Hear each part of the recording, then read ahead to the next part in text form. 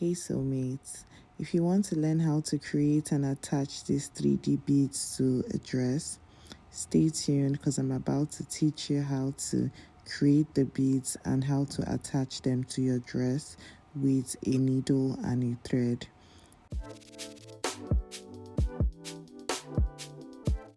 I will be using gold and white beads to rhyme with my client's fabric, but instead of using a gold copper wire, I decided to use silver.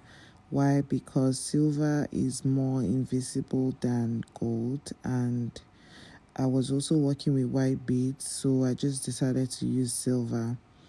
And then you can use any size of copper wire that you want to use. For the beads, I used the copper wire of 15 inches long, and then I passed my beads like so. You can decide to use any size of copper wire. The most important thing is that it's not so visible. So pull your beads to the center of the 15 inches long copper wire. Hold the wire at the point where you want the twisting to stop, and then twist the beads like so. Then separate the two legs of the copper wire. Take one leg of the copper wire and pass beads through it. You can put any amount of beads you want, but just make sure no matter what you're doing, you do not exceed 6 beads at a time. Why? Because you do not want your beads to be all over the place. You want them to be as together as possible. I was alternating the gold color with the white color, but I did more of gold because the dress had more of white, so I needed the gold to be more prominent than the white where I was, attaching the beads. Make sure you don't pass more than 6 beads at a time. If you notice, for the first one I used 4 beads, and for the white I used 3 beads.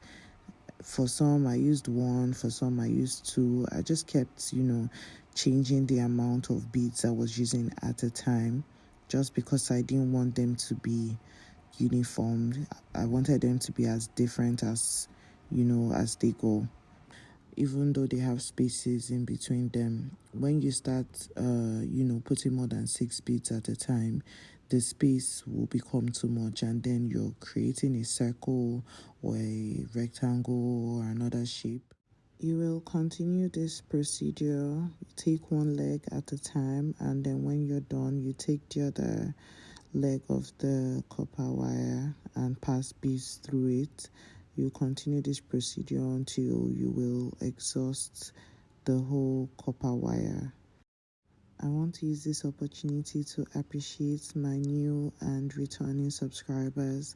I want to say a big thank you. I see you guys, I see all the comments, and I really appreciate all of you.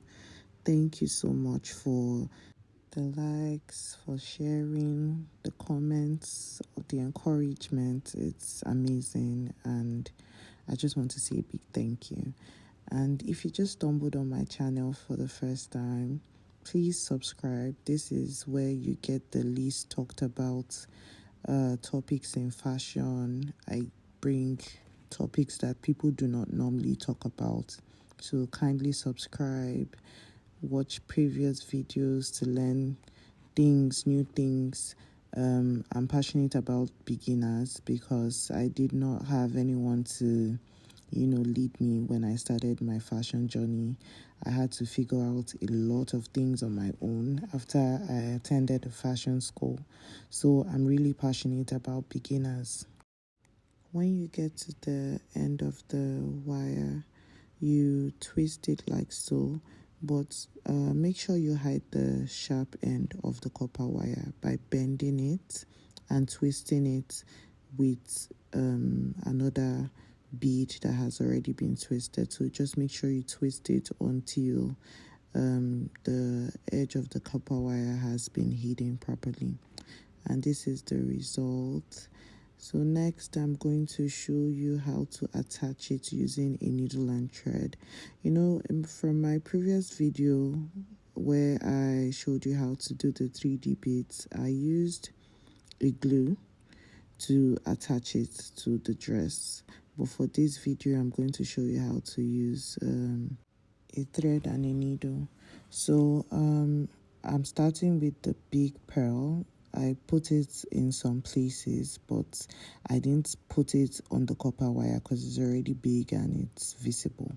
So you're going to bend your already made wire work like so that it would give you the 3D effect. Notice that I doubled my thread, and then I'm going to be passing my needle under the beads. Why? Because I don't want the thread to get tangled amongst the beads, so I'm being careful by arranging my thread. Every single time I drag my needle, I would put it below the beads so that they just pass smoothly through the beads. So you are going to pass your needle under the copper wire like so, and use the thread to secure it by holding it down so that it holds properly and it doesn't move. So you make it as tight as possible.